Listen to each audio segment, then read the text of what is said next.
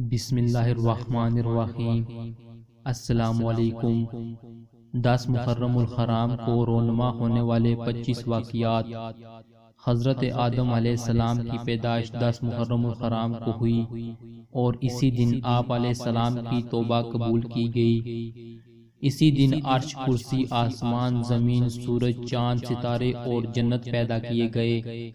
10 محرم الحرام کے روز ہی حضرت ابراہیم علیہ السلام پیدا ہوئے اور 10 محرم الحرام کے روز ہی آپ علیہ السلام کو آگ سے نجات ملی۔ اسی دن حضرت موسیٰ علیہ السلام اور آپ کی قوم کو فرعون سے نجات ملی اور فرعون اپنی قوم کے ساتھ غرق ہوا۔ 10 محرم الحرام کے دن ہی حضرت عیسیٰ علیہ السلام پیدا کیے گئے اور اسی دن آپ علیہ السلام کو آسمان کی طرف اٹھایا گیا۔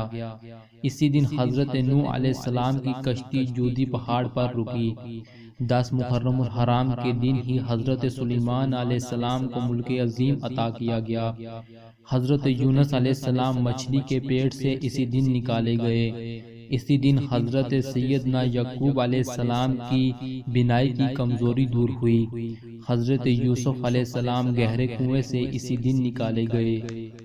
حضرت سیدنا ایوب علیہ السلام کی تکلیف اسی دن دور کی گئی۔ آسمان سے زمین پر پہلی بارش اسی دن نازل ہوئی۔